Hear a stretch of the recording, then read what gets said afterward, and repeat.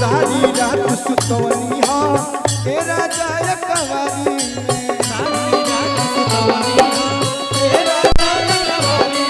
और अब का हाथ लगावेला 5 गज के साड़ी में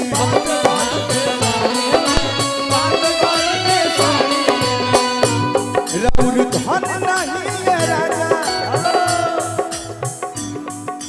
हेलो भैया तू कोनो जिला में प्रोग्राम कर लेकिन ऐसा प्यार तारे के कहीं ना मिले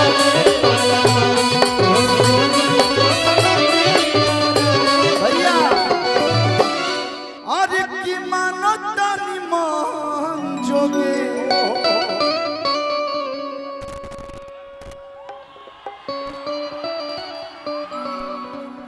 एक बार आप कुछ बोलना चाहेंगे इन लोग को, कुछ बोल दीजिए अपने मीठी आवाज में।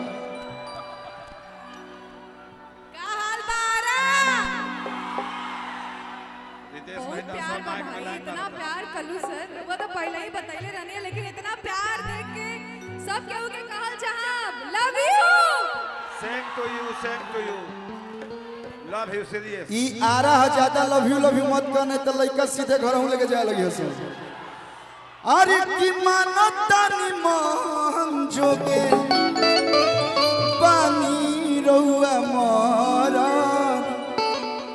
हत रोज रोज काहे दिल को में तार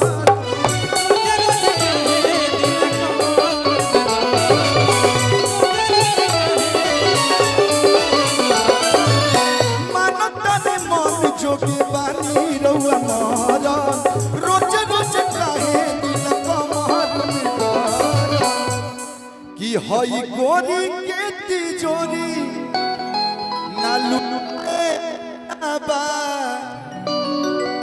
बतावा साउंडे से तो लोग खेला करो तो हमनी कैसे सुनाई। बार बार मॉनिटर के तार खींचो कर लो कि हई गोरी के तिजोरी लुटाए वाला बा कि पिया छोड़ दीना बेरा छोड़ी धारे ई नहाए वाला बा छोड़ी छोड़ी उठला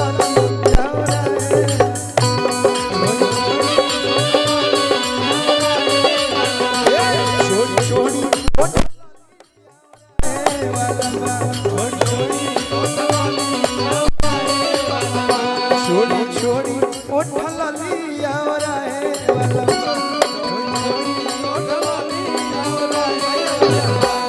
एगो और गीत रहे एक बाद जय श्री राम।